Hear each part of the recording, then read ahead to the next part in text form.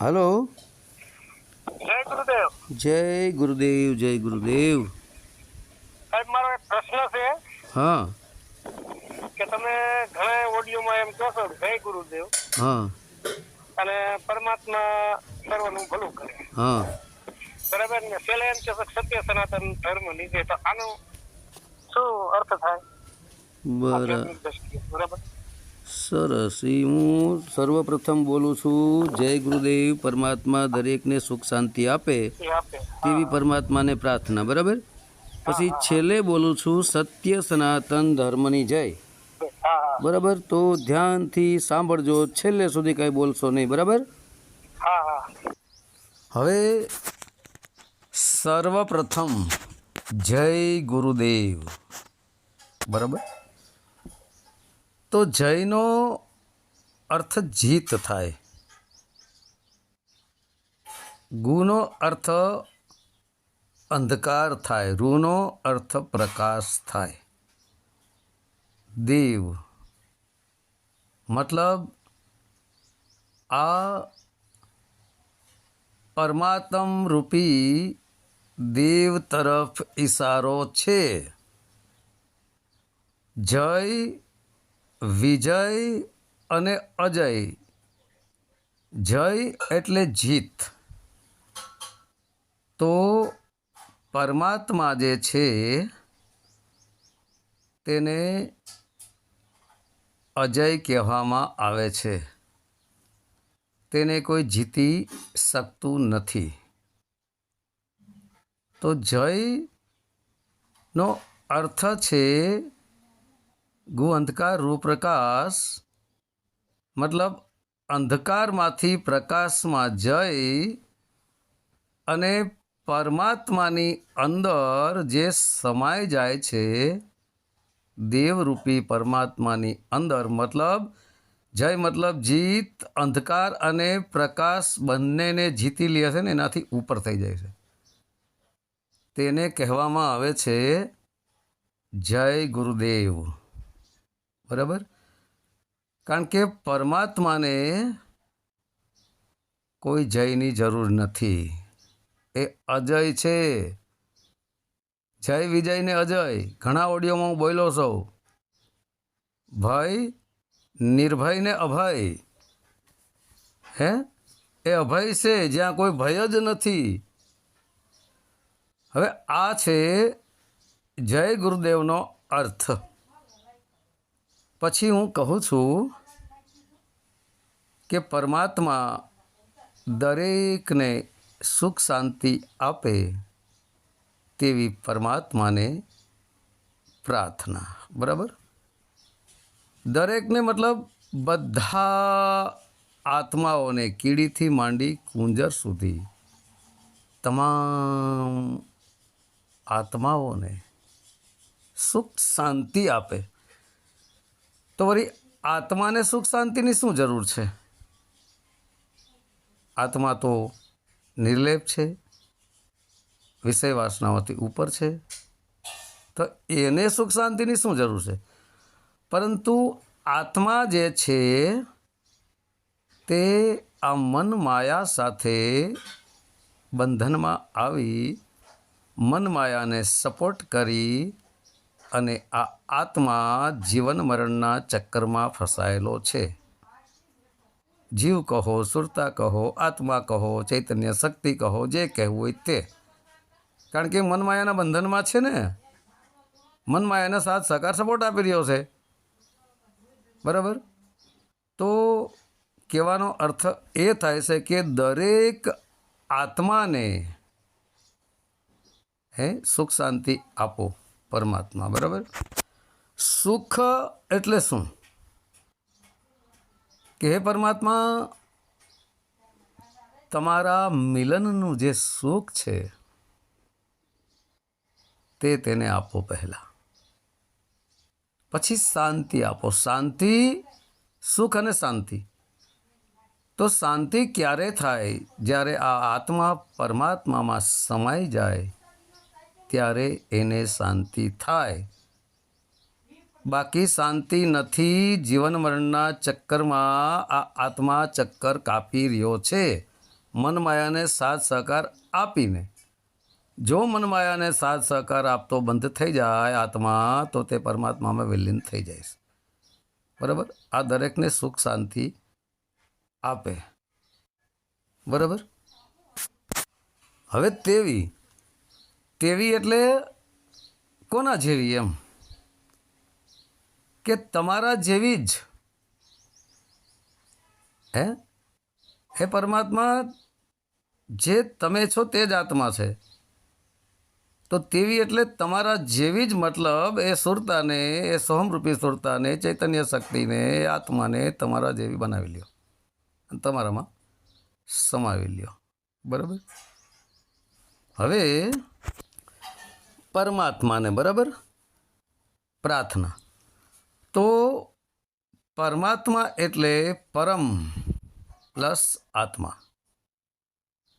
તો બધા આત્માઓથી જે પરમ છે, જે ઉપર છે, તેને પરમાત્મા કહેવાય છે. કારણ કે પરમાત્મા એક છે ને આત્મા અનેક છે. તો પરમાત્માનો અર્થ છે પરમ પ્લસ આત્મા. બધા આત્માઓથી ઉપર જે પરમાત્મા છે તેને કહેવામાં આવે છે પ્રાર્થના. પર અર્થ પ્લસ ના.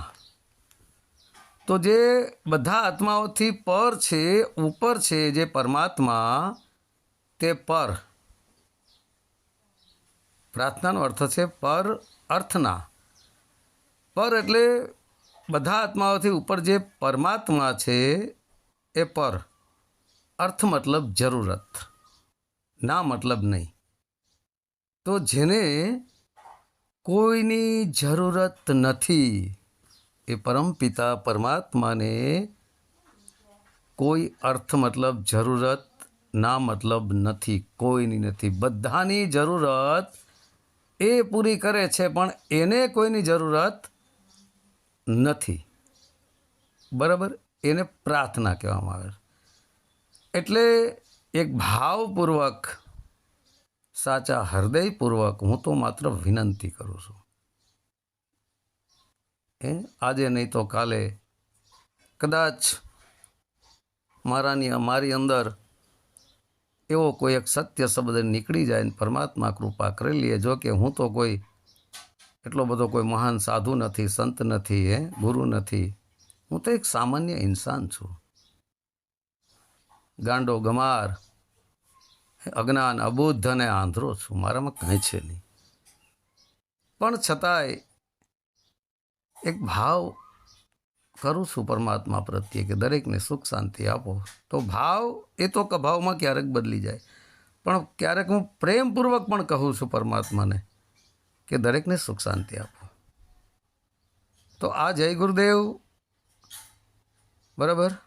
પરમાત્મા દરેકને સુખ શાંતિ આપે તેવી પરમાત્માને પ્રાર્થના. આ થયો એનો અર્થ. બરાબર? હવે છેલ્લે જે હું બોલું છું, સત્ય સનાતન ધર્મની જય, આવું હું બોલું છું. બરાબર?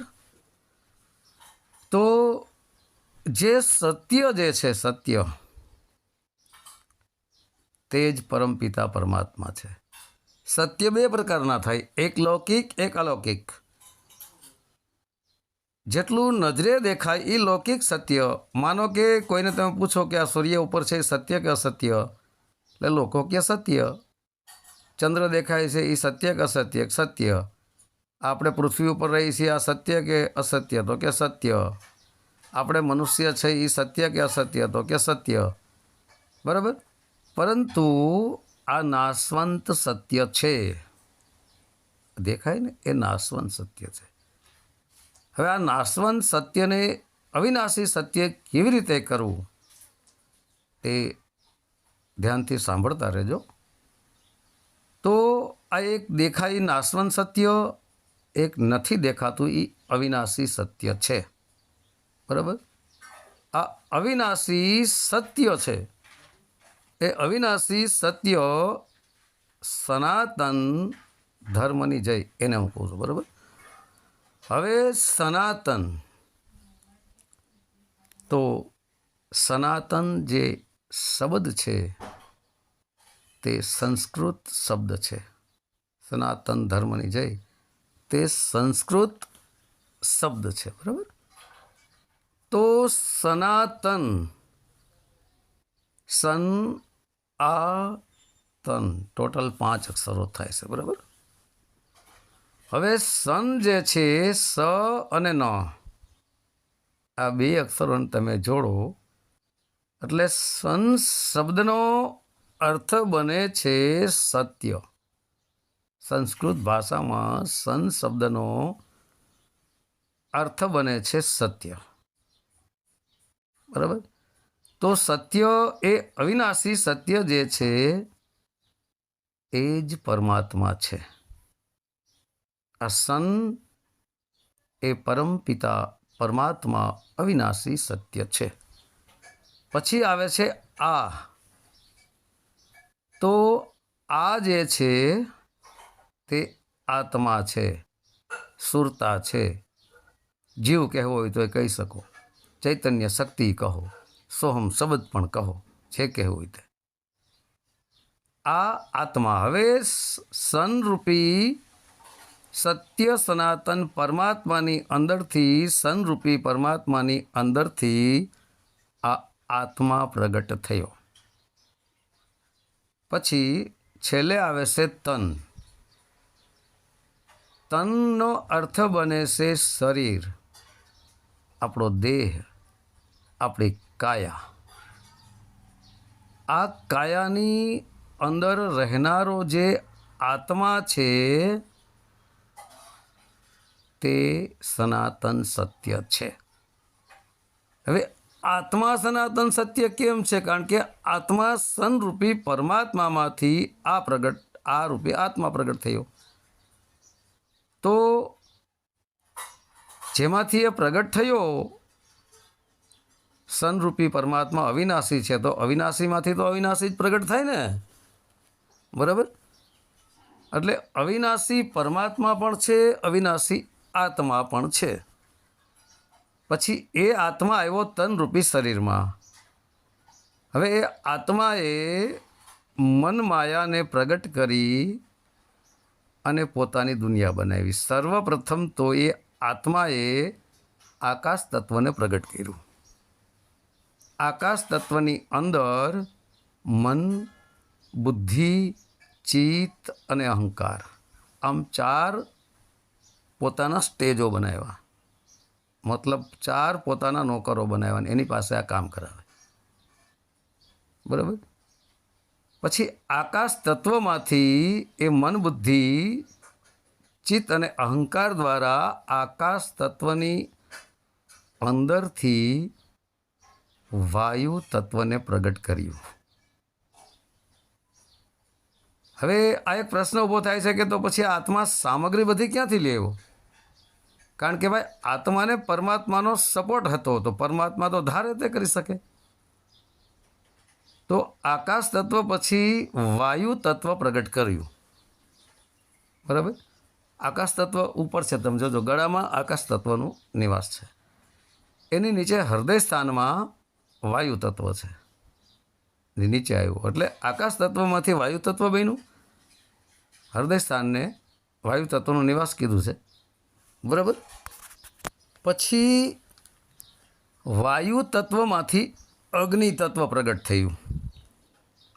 તો અનાહત ચક્રમાં જ્યાં વાયુ તત્વ છે હૃદય સ્થાનમાં, તેનાથી નીચે મણિપુર ચક્ર આવેલું છે, જ્યાં અગ્નિનો વાસ છે.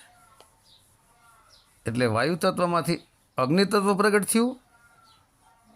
હવે અગ્નિ તત્વમાંથી પછી જળ તત્વ પ્રગટ થયું. જોજો અગ્નિ તત્વ મણિપુર ચક્રમાંથી નીચે સ્વાધિષ્ઠાન ચક્ર જેને આપણે કહીએ છીએ, ત્યાં જળ તત્વ છે. બરાબર. હવે જળ તત્વમાંથી આ પૃથ્વી તત્વ બન્યું. આમ આ આત્માએ મન, બુદ્ધિ, ચિત્ત અને અહંકારનો સહારો લઈ આ 5 તત્વ બનાવ્યા. પણ એ પહેલાં જે મન, બુદ્ધિ, ચિત્ત અને અહંકાર હતા, તો એ મન જે છે, અવચેતન મન, તેને સઘળી માયા ઊભી કરી અને એમાંથી 3 ગુણો પણ પ્રગટ થયા: રજોગુણ, તમોગુણ ને સત્યગુણ. પછી 5 તત્વો અને પછી 25 પ્રકૃતિ. બરાબર? તો આવી રીતે આ આત્માએ એક એવી દુનિયા ઊભી કરી દીધી, બરાબર, કે સંતોષ સિવાય આને સમજવું અતિ ગહન બાબત છે, અતિ કઠિન છે. કારણ કે પહેલાં આસમાન બનાવ્યું, એમાંથી પછી આ બધાય તત્વો બનાવ્યા, આસમાનની નીચે પછી ધરતી તત્વ, ધરતી નીચે પાતાળ તત્વ. જેમ કે એક તો આકાશલોક, ધરતીલોક અને પાતાળ લોક. આ સમયના અંડરમાં આવે છે, કાળના અંડરમાં આવે છે. તો અહીંયા માતા સતી આટકોટમાં જે થઈ ગયા લોયણ માતા, તે કહે છે કે લાખા 3 કાળમાં જગત નથી. તો 3 કાળ કોને કહેવાય? 3 કાળ એ જ આકાશ તત્વ, ધરતી તત્વ અને પાતાળ. આ 3 કાળ. જ્યાં કાળ લાગુ પડે ને, કાળ એટલે સમય, જ્યાં જ્યાં સમય લાગુ પડે છે ત્યાં જગત નથી. એ જગત નાશવંત છે, એ જગત છે જ નહીં. તો જગત એવું શું છે? આપણે કહીએ છીએ કે દેખાય જગત. જગત આ માયાવી દુનિયા એક ને એક જગત પરમાત્માની દુનિયા છે. જ મતલબ જાણી લેવું, ગત મતલબ શાંતિ. જ્યારે પરમાત્માની અંદર લય થઈ જાય છે ત્યારે શાંતિ પ્રાપ્ત થાય છે, એ સિવાય અસંભવ છે. એટલા માટે 3 કાળમાં જગત નથી એવું લાખાને માતા સતી લોયણે કીધું હતું. બરાબર? હવે 3 કાળમાં જગત નથી, તો એક તો આપણું શરીર ઉપર કાળ લાગુ પડે છે, મતલબ સમય લાગુ પડે છે. એક મન, એની ઉપર પણ સમય લાગુ પડે છે. અને એક બ્રહ્માંડ, તો બ્રહ્માંડ ઉપર પણ સમય લાગુ પડે છે. હવે આત્મા છે ને, તે બ્રહ્માંડથી પણ ઉપર છે. બ્રહ્માંડને ચલાવનારો જ આત્મા છે, અને પરમાત્મા બધાથી ઉપર છે. એક ભજનમાં માર્કંડ ઋષિએ પણ કહ્યું જ છે ને કે હેજી ગુરુજી મહામંત્રનો મોટો મહિમા, વખાણું બ્રહ્મના ભેદમાં, હરિ નહોતા જ્યારે વેદમાં. બરાબર? ન હતા આસમાન, ન હતા ચાંદા સૂરજ, ન હતા નવલખ તારા, પૃથ્વી પાણી પ્રકાશ, જે દિવસે નિરંજન હતા નિરાકાર. એમાંથી દર્શાણી એક શક્તિએ કીધો સમાગમ, 3 પુરુષ પ્રગટાવ્યા. બરાબર? તો આ પ્રમાણે કાંઈ હતું નહીં, જે દિવસે નિરંજન હતા નિરાકાર. નિરંજન એ પરમાત્મા તરફ ઈશારો છે, જે કોઈથી અંજાતો નથી. નિરંજન, ની મતલબ નૈરંજન મતલબ રૂપ. આપણે કહીએ છીએ ને મનોરંજન, જેમ મનને એક રૂપ આપવું, પણ પરમાત્મા ની મતલબ મન, બુદ્ધિ, એ વાણીથી ઉપર છે, એ નિરંજન છે. નિરંજન, જેનું કોઈ રૂપ નથી. ની પ્લસ રંજન, જે કોઈથી અંજાતો નથી. જ્યાં મોહ માયા કોઈ પ્રકારની કોઈ ચીજ જ્યાં પહોંચી જ નથી શકતી, તેને નિરંજન કહેવાય છે. હવે આ થયો સત્ય, સનાતન. બરાબર? હવે લાસ્ટમાં ધર્મ. તો ધર્મ એવું શું છે? ઘણા ઓડિયોમાં હું બોલ્યો છું કે ભાઈ હિન્દુ, મુસ્લિમ, શીખ, ઈસાઈ, યહૂદી, ખ્રિસ્તી, પારસી, જોરસ્ટિયન, શૈવ, બૌદ્ધ, લિંગાયત, અહેમદિયા, ધર્મા ધર્મી, પંથા પંથી, નાતી જાતિ, આ બધાથી ઉપર જે છે તે ધર્મ છે ને ધર્મ કાલાતીત છે. આવું પણ ઘણી વાણીઓમાં હું બોલ્યો છું કે ધર્મ કોઈના વાળાના બંધનમાં નથી. ધર્મ કાલાતીત છે, સમયથી ઉપર છે ધર્મ. હવે ધર્મનો અર્થ શું બને છે? ધર્મ એટલે ધારણ કરવું, કર્તવ્ય, કાનૂન, ફરજ. તો કોઈ પણ કર્તવ્યનું આપણે પાલન કરવું એને ધર્મ કહેવાય. કાનૂનનું પાલન કરવું તેને ધર્મ કહેવાય. ધર્મનો બીજો અર્થ ધારણ કરવું પણ થાય છે. તો કોઈ પણ વસ્તુને આપણે ધારણ કરીએ તેને ધર્મ કહેવામાં આવે છે. બરાબર? તો હવે જ્યાં જ્યાં ધારણ કરવાનું આવે છે તો તે સમજી લેજો ક્રિયા થઈ ગઈ. ક્રિયા થઈ ગઈ. ક્યાંય પણ આપણે ધ્યાન ધરીએ તો તેને ધારણ કર્યું કહેવાય ને, કે ભાઈ આ જગ્યાએ તમે ધ્યાન ધરો એટલે એ ધ્યાનને આપણે ધારણ કર્યું, આ ધર્મ. બરાબર? તો પરમાત્મા છે એ જ્ઞાન, અજ્ઞાન, ધ્યાન, ધારણા, ધર્મ, અધર્મ, પાપ, પુણ્ય, સત્ય, અસત્યથી ઉપર છે. આવું પણ હું કેટલાય ઓડિયોમાં બોલ્યો છો. બરાબર? કારણ કે જ્યાં જ્યાં તમે ધારણ કરશો તે તમારો ધર્મ બની જશે.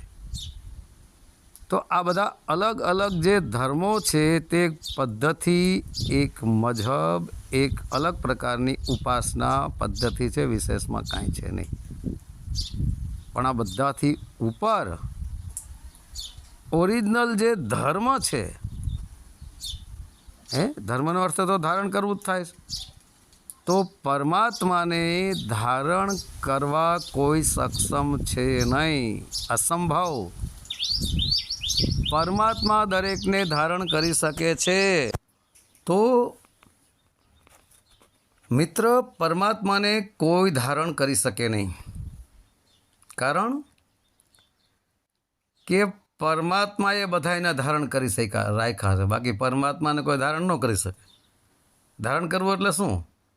તેને ઉપર ઉઠાવવું. માનો કે એક ઝાડ છે, ઝાડ ઉપર એક પક્ષી બેઠું છે. હવે પક્ષી એવું કહે કે મેં આ ઝાડને ધારણ કર્યું છે, તો એ પક્ષીની મૂર્ખાઈ ન કહેવાય? કહેવાય ને. કારણ કે પક્ષીએ ઝાડને ધારણ નથી કર્યું, પણ ઝાડ જે છે તેને પક્ષીને ધારણ કર્યું છે. તો ઝાડ છે એને પરમાત્મા સમજો ને પક્ષીને આત્મા સમજી લ્યો. તો પરમાત્માને કોઈ ધારણ કરી શકે, તાકાત બહારની વાત છે. ધર્મ શબ્દનો અર્થ જ બને છે ધારણ કરવું, ધર્મનું પાલન કરવું. જેમ કે માતા પિતાનો ધર્મ, ભાઈ ભાઈનો ધર્મ, નર નારીનો ધર્મ. ધર્મ એટલે શું થયું? પોતાની ફરજ, પોતાની કર્તવ્ય, એનું પાલન કરવું. જેવી રીતે ગીતામાં પણ ભગવાન અર્જુનને કહે જ છે કે અર્જુન, તું સર્વ ધર્મ છોડી અને સર્વ ભાવથી કેવલ મારા શરણોમાં આવી જા. બરાબર? તો કયા ધર્મને છોડવાનું કીધું હતું? જેમ કે અર્જુન હતો એ કાકા મોટા બાપાના ભાઈઓના ધર્મમાં ફસાઈ ગયો હતો. ભાઈ ભાઈનો ધર્મ, ગુરુ શિષ્યનો ધર્મ, જેમ સામે દ્રોણાચાર્ય હતા, ગુરુ ભાઈઓ હતા, એ ધર્મમાં ફસાઈ ગયો હતો. બાકી અરસામાં કોઈ ધર્મ બર્મ હતો નહીં. એ અરસામાં કોઈ આવા બીજા જે અન્ય ધર્મો નીકળી પડ્યા છે, મજહબ એ કાંઈ હતું નહીં. ગીતા વખતે જ્યારે ભગવાન કૃષ્ણે ગીતા કીધી ત્યારે પણ ધર્મનો અર્થ બને છે ફરજ, કર્તવ્ય, કાનૂન. કારણ કે એ કાકા કુટુંબના ભાઈઓના, ગુરુના જે ધર્મનું બંધન હતું, લૌકિક ધર્મનું જે બંધન હતું, જે એને પાલન કરવાનું, તેમાં ફસાઈ ગયો હતો. બાકી ત્યારે કોઈ બીજા કોઈ ધર્મ કે એવું નહોતું. પણ ઘણા લોકો શું છે, આ બધું હવે શું વાત કરવી. બરાબર? અસલમાં સર્વભાવથી હે અર્જુન તું મારા શરણે આવી જા, ભગવાન કૃષ્ણ કહે છે. બરાબર? તો ધર્મનો અર્થ જે બને છે કે કોઈની સાથે તમે રિશ્તો નિભાવો, જેમ કે મિત્રનો ધર્મ, બરાબર, આ તમારો ધર્મ છે. શુદ્ર, વૈશ્ય, ક્ષત્રિય, બ્રાહ્મણ આ પણ ધર્મ છે. જો તમે કોઈ મજૂરી કરતા હોય તો તમે શુદ્રનો ધર્મ નિભાવો છો. જો તમે કોઈ વેપાર કરતા હોય તો વૈશ્યનો ધર્મ નિભાવો છો, બરાબર. તમે કોઈનું રક્ષણ કરતા હોય બોર્ડર ઉપર તો તમે ક્ષત્રિયનો ધર્મ નિભાવો છો. જો તમે કોઈ સારો સત્સંગ કરી અને વક્તા બનીને કોઈને સત્યના માર્ગે તમે વાળતા હોય તો તમે બ્રાહ્મણનો ધર્મ બજાવો છો. તો આવી રીતે ધર્મ શબ્દ દરેક જગ્યાએ લાગુ પડે છે, બરાબર. ધર્મનો મૂળ અર્થ જ ધારણ કરવું થાય છે. જે કોઈ વસ્તુનું તમે ધારણ કરો એ તમારો ધર્મ છે. પરંતુ કોઈ ચીજને તમે ધારણ કરો, માનો કે તમારી સુરતા તમે ગમે ત્યાં જોડો છો, તમે ધારણ કર્યું કહેવાય ને, તે તમારો ધર્મ થઈ ગયો ને. ક્યાંય પણ તમે ધ્યાન લગાડો તો તમે તે ધ્યાનને તમારી સુરતા થકી ધારણ કર્યું. તો શું પરમાત્માને કોઈ ધારણ કરી શકે? ધારણ કરવું એટલે એનું વજન ઉઠાવો. પરમાત્માનું કોઈ વજન ઉઠાવી શકે? પરમાત્મા એ ધર્મ નથી. પરમાત્મા ધર્મો અધર્મો બધાથી ઉપર છે. પરમાત્મા નિર્ધર્મ છે, જ્યાં ધર્મ છે જ નહીં. કારણ કે પરમાત્માએ જ બધાને ધારણ કરીને રાખ્યા છે. પરમાત્માને કોઈ ધારણ કરી શકે નહીં. એકવાર મેં એક દ્રષ્ટાંત આપ્યું યાદ છે કે ભાઈ કોઈના ગામમાંથી કોઈ એક પશુ ખોવાઈ ગયું હોય, જેમ કે ગાય ભેંસ, અને એને ગોતવા જાય કોઈ વ્યક્તિ, તો સાંજ સુધી રખડીને ગોતીને પાછો ઘરે આવતો રહીએ. ભાઈ ન મળ્યું, બરાબર, પશુ. પણ ક્યારે એવું સાંભળ્યું છે કે જે ગોતવા ગયો એ ખોવાઈ ગયો? ગોતવા ગયો એ ખોવાઈ ગયો સાંભળ્યું? પશુ તો ખોવાઈ ગયું, એને ગોતવા ગયો, પણ ગોતવા ગયો એ કોઈ સાંભળ્યું કે એ ખોવાઈ ગયો? ન ખોવાય. પરંતુ આ લાઈનમાં જે પરમાત્માને ગોતવા નીકળે છે એ પોતે ખોવાઈ જાય છે. ગોતન હારા ગુમ હોય ગવા. ઘણીવાર એક બીજું કહું છું કે ભાઈ સમુદ્રની અંદર મીઠાની પૂતળી હોય અને સમુદ્રના તળિયે જવાનું જો એ સાહસ કરે કે હું સમુદ્રનું તળિયું માપી આવું, કેટલો ઊંડો છે સમુદ્ર, તો મીઠાની પૂતળી જઈ શકે સમુદ્રના તળિયે? કદાપી ન જઈ શકે. વચ્ચે જ ઓગળી જાય. માનો કે વચ્ચોવચ્ચ તમે પહોંચી ગયા, ત્યાંથી મીઠાની પૂતળી જાય ઊંડા સમુદ્રમાં, તો એ સમુદ્રની અંદર પાણી સાથે પાણી થઈ જાય. પરમાત્માને ન મેળવી શકે. પરમાત્માની અંદર સ્વયં ખોવાઈ જાય. કારણ કે પરમાત્માને તમે સમુદ્ર સમજો અને મીઠાની પૂતળીને તમે આત્મા સમજો. તો મીઠાની પૂતળી મતલબ એમ કહે કે હું આ સમુદ્રને ધારણ કરી લઉં, તો શું ધારણ કરી શકે? ન કરી શકે. માનો કે એક બુંદ હોય અને એ બુંદ એવું કહે કે હું આ સમુદ્રને ધારણ કરી લઉં, કરી શકે? અસંભવ. પણ એ બુંદ જ્યારે સમુદ્રમાં સમાઈ જાય ત્યારે સમુદ્ર સ્વરૂપ થઈ જાય. એવી જ રીતે આત્મારૂપી બુંદ સમુદ્રરૂપી પરમાત્મામાં સમાઈ જાય એટલે સ્વયં પરમાત્મા સ્વરૂપ બની જાય છે, બરાબર. તો કહેવાનો અર્થ એવો છે કે પરમાત્માને કોઈની તાકાત બહારની વાત છે ધારણ કરી શકે. કારણ કે પરમાત્મા આ બધી વસ્તુઓથી ઉપર છે.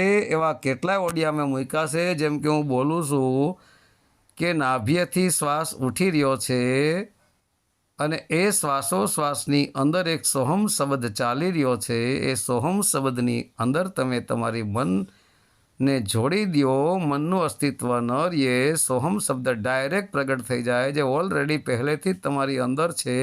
એ કોઈ મનુષ્યની રચના નથી, એ કોઈ લખવા વાંચવામાં આવતું નથી. પણ સોહમ શબ્દ આપણે બોલીએ છીએ, પણ અસલમાં એ બોલીએ છીએ. સોહમ એવું બોલનારો જુદો થયો અને સોહમ શબ્દ જુદો થયો. પણ સોહમના અનુભવના ઘરમાં જ્યારે પહોંચી જાય છે પણ ક્યારે પહોંચી જાય જ્યાં મન બુદ્ધિ ચિત્ત અહંકાર કામ નથી આવતું. મન બુદ્ધિ ચિત્ત અહંકાર જ્યારે એ સોહમ શબ્દની અંદર લય થઈ જાય ત્યારે માત્ર સોહમ શબ્દ રહે છે. એ સોહમ શબ્દ પછી ત્રિકુટી સ્થાનમાં આવે છે. ઈંગડા પિંગળાને સૂક્ષ્મણા નાડીને સ્થિર કરી, આ ઈંગડા પિંગળાને સ્થિર કરીને સૂક્ષ્મણાનો માર્ગ પકડીને બ્રહ્મરંધ્રને ખોલીને બરાબર પોતાના સ્વરૂપને જાણીને, તો પોતાનું સ્વરૂપ શું છે? તો કહે છે કે બ્રહ્મ એ આત્મા, રંધ્ર મતલબ હોલકાણું. તો આત્માનું સ્વરૂપ કેવું છે? શું કહીએ જોયું છે?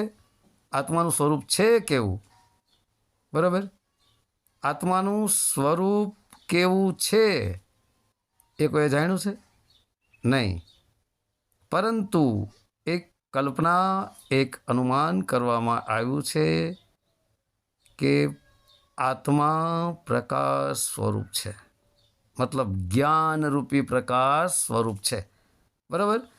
તો હવે સોહમ શબ્દ જે છે તે સ્ટેપ બાય સ્ટેપ ઉપર ચડે છે. સુખણાના માર્ગે થઈ બ્રહ્મરંધ્રને, બ્રહ્મ મતલબ આત્મા, રંધ્ર મતલબ હોલકાણામાંથી અંદર જઈ 10મા દ્વારને ખોલીને પોતાના સ્વરૂપમાં આવી જાય છે.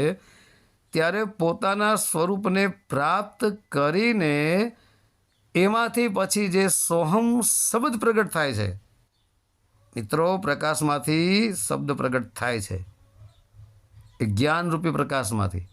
તો જ્ઞાનનું કોઈ રૂપ નથી. જ્ઞાનરૂપી પ્રકાશમાંથી સોહમ શબ્દ પ્રગટ થયો, દેહથી વિદેહ થયો.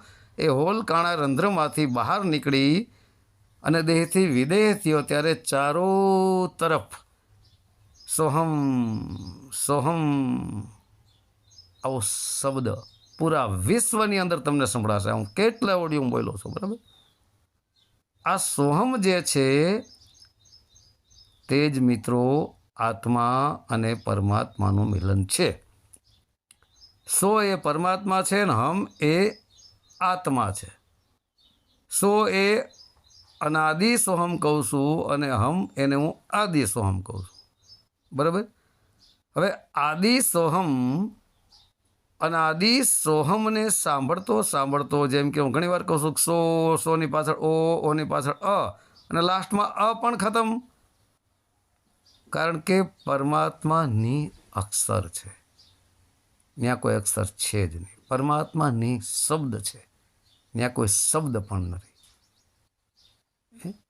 એ ઘરે જ્યારે આપણે પહોંચી જાય છે ત્યારે મિત્રો આપણું અસ્તિત્વ જ રહેતું નથી. એટલા માટે હું કહું છું કે પરમાત્મા સર્વવ્યાપક છે. આત્મા શરીરમાં વ્યાપક છે. રૂવાડામાં, પરમાત્મા કણ કણમાં, સ્થાવર જંગમ, જલમાં, થલમાં, સર્વસ્વ જગ્યાએ પરમાત્મા વ્યાપક છે. પણ એને જાણવો એ વાતુએ વડા ન થાય. 52 અક્ષરી શબ્દોથી એને ન જણાય. 52થી ઉપર ઉઠવું પડે. 52 અક્ષરની બકવાસમાં એ ન જણાય. હા, 52 અક્ષરના બકવાસથી વાદ વિવાદ થાય, તારી બારી થાય, એકાબીજાને ટાટિયા ખેંચીને પાડવાના ધંધા થાય, ઈર્ષા નિંદા થાય. કોઈ કે આમ છે તો કે એમ નથી, આમ છે તો એમ કે આમ છે. કોઈને કહો ભગવાન છે કે નથી, કોઈને કહો ભગવાન નથી કે છે. આ વિરોધ કરનારા, ઈર્ષા નિંદા કરનારા, ટીકા ટિપ્પણી કરનારા, વાદ વિવાદ કરનારા આ 52 અક્ષરની કાળની જાળમાં ફસાયેલા છે. એટલા માટે હું કહું છું કે વાદ વિવાદ મૂકો, 52 અક્ષરથી બહાર નીકળો. 53મો જે અક્ષર છે આત્મરૂપી એને જાણો ને પછી 54મો જે નિ અક્ષર પરમાત્મા છે, જ્યાં કોઈ અક્ષરો જ નથી, એમાં લય થઈ જાઓ. એને મુક્તિ કહેવાય. પણ આ એક એવી પ્રોસેસ છે, એવી જુગતી છે, એવી વિધિ છે, જે ગુરુ બતાવે તે પ્રમાણે ચાલવું પડે છે. વાતુએ કાંઈ જણાતો નથી. વાતુએ કોઈ જાણી શકે નહીં. વાતુથી કાંઈ થાય પણ નહીં. વાતુથી વાતું થાય तो बातें करने से सिर्फ बातें होती है. बात करना मना है. कुछ करो और कहो मत. કંઈક કરીને કોઈને દેખાડો નહીં. દેખાડો તો એ અહંકાર છે. સત્કર્મ કરે ઓર ચૂપ રહે, ચાહે છાંવ મિલે યા ધૂપ મિલે. કરીને જગતને બતાવો ને, આ તો આડંબર છે. તો મિત્રો, કહેવાનો મારો અર્થ એવો થાય છે કે આત્માને જાણ્યા પછી તો જાણનારો કોણ ને આત્મા કોણ? આત્માને ઓળખ્યા પછી ભવના ફેરા નહીં માટે માતા મીરાબાઈ કહે છે. તો આત્મા અલગ થયો, ઓળખનારો અલગ થયો. પણ આત્મ અવસ્થા, આત્મના સ્થાનમાં જ્યારે આવીએ ત્યારે પરમાત્મની ખબર પડે. અને પરમાત્મ સ્વરૂપ બની જાય પછી આત્મા, અહીંયા અસ્તિત્વનો નાશ થઈ જાય છે. એને પછી ચારેય બાજુ સ્થાવર જંગમ સમાન દ્રષ્ટિ બની જાય. એને કોઈ ભેદભાવ નથી, કોઈ દ્વૈત ભાવ નથી, અદ્વૈતમાં આવી જાય. આ જળ છે, હું ચેતન છું, આવું સમજો એટલે શું થયું? અદ્વૈત ભાવ થયો. એને જળ દેખાય છે ને પોતે ચેતન છે, અદ્વૈત ભાવ થયો ને. અદ્વૈત ન કહેવાય. અદ્વૈત એને કહેવાય સમાન દ્રષ્ટિ. જે આત્મા મારી અંદર છે એ જ આત્મા બધાની અંદર છે. જે બધાની અંદર આત્મા છે એ જ આત્મા મારી અંદર છે. આવું નક્કી થઈ જવું પડે. હું શબ્દ સ્વરૂપ છું, હું સર્વવ્યાપક છું. આવું બોલવાથી કાંઈ ન થાય મિત્રો. અને જે બોલે એ પરમાત્મ શબ્દ સ્વરૂપ નથી. અને પરમાત્મ શબ્દ સ્વરૂપ જે થઈ ગયો તે જોતો, સાંભળતો ને બોલતો બંધ થઈ જાય છે. આ નોટ કરજો. આ એક ટેકનિક વાપરવામાં આવે છે કે મેં પરમાત્માને જાણ્યો છે, મેં આત્મ અનુભવ કર્યો છે. એટલે શું થાય કે લોકો એની પાછળ ગાંડા થાય. હકીકતમાં કાંઈ ન હોય, ઝીરો હોય. તો ઘણીવાર હું ઓડિયામાં કહું છું કે જે આત્મ પરમાત્મ શબ્દના જાણી લે છે તે જોતો, સાંભળતો ને બોલતો બંધ થઈ જાય છે. જે જોવે, સાંભળે છે ને બોલે છે તેને આત્મ પરમાત્મ અનુભવ નથી થયો. સમજી લેજો. આ એક ફિલોસોફર કહેવાય. ફિલોસોફર એક વક્તા કહેવાય. બરાબર? અને મતવાદમાં ફસાઈ ગયા હોય કે ના મારું જ જ્ઞાન મોટું, બીજો કે ના મારું જ્ઞાન મોટું, ત્રીજો કે ના મારું જ્ઞાન મોટું.